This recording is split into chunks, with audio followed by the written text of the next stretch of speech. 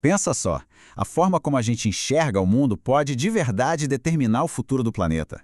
Nós somos seres muito visuais, né? Mas existe uma diferença enorme entre só olhar e realmente ver. E é sobre isso que a gente vai conversar hoje. Como uma ferramenta super simples, que está aí no bolso de quase todo mundo, pode ativar essa percepção e mudar completamente a nossa relação com o ambiente ao nosso redor. E o nosso ponto de partida é um projeto incrível que rolou numa universidade lá em Uberaba, em Minas Gerais. A gente vai mergulhar nessa história para entender como um simples clique de câmera transformaram estudantes em verdadeiros defensores do meio ambiente. E de quebra, vamos desvendar a tal da gramática da imagem que, olha, é uma ferramenta poderosíssima para a educação.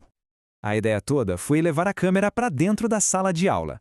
Mas calma, não como um simples acessório, e sim como uma ferramenta pedagógica completamente nova. Tudo isso aconteceu dentro do PIBID, que é um programa que faz essa ponte super importante entre a universidade e a escola pública.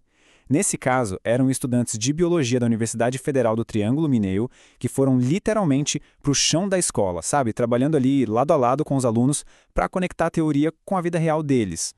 E o foco aqui não era de jeito nenhum só tirar umas fotos bonitas. O objetivo era bem mais profundo, usar a fotografia como um instrumento para despertar uma nova maneira de perceber o ambiente, de ver de verdade o que estava em volta. E aqui tem um ponto que é chave para a gente entender tudo. Uma foto nunca é neutra. Como diz a citação, ela está sempre carregada com a visão de mundo de quem está fotografando. Na hora de enquadrar uma cena, cada aluno estava ali, projetando os próprios valores, transformando a câmera numa ferramenta para construir conhecimento junto, em grupo. Então, como é que eles fizeram isso na prática? Eles criaram um contraste, um choque de realidades muito poderoso. Os alunos foram levados para fotografar dois cenários completamente opostos. Primeiro, ali no entorno da própria escola, um lugar que infelizmente estava marcado por terrenos baldios, muito entulho e lixo. E depois, eles foram para o Horto Municipal, um espaço cheio de vida, de cuidado. Esse contraste gigantesco criou o que os pesquisadores chamaram de pontes pedagógicas, que conectaram a teoria da sala de aula com os problemas reais do bairro. E é agora que a análise fica fascinante de verdade, porque os pesquisadores não olharam só o que foi fotografado, mas principalmente como foi fotografado. Eles foram basicamente decifrar a gramática que existia por trás de cada imagem. A grande pergunta que eles se fizeram foi: será que a técnica, a linguagem da foto, ia mudar de um ambiente para o outro? E a resposta, gente, foi um gigantesco sim. Para a gente entender essa descoberta, precisamos de dois conceitos bem simples da fotografia. Primeiro, o plano aberto, que é quando você mostra a cena toda, sabe? Isso acaba criando uma certa distância, uma sensação de que você está só observando.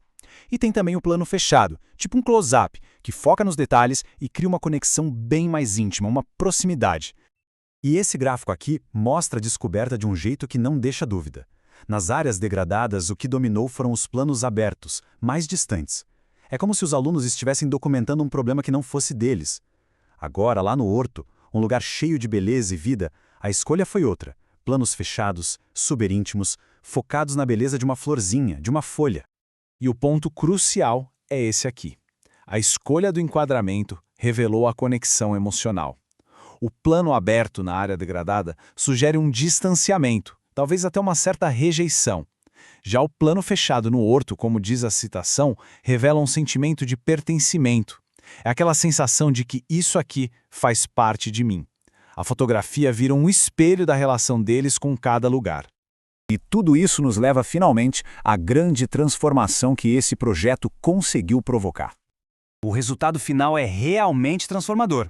Quando um estudante aprende a ler e a escrever com imagens, ele deixa de ser só um espectador passivo dos problemas. Ele se torna um cidadão crítico reflexivo, alguém que não só vê o problema, mas se sente parte da solução. E isso nos deixa com uma reflexão final, né? Fotografar não é só registrar o que já existe, é sobre enquadrar o mundo que a gente quer construir. A lente da câmera pode ser, de fato, uma lente para mudança. Então a pergunta que fica é: que imagem do lugar onde vivemos hoje poderia contar uma história, seja de preservação ou de uma mudança que precisa urgentemente acontecer?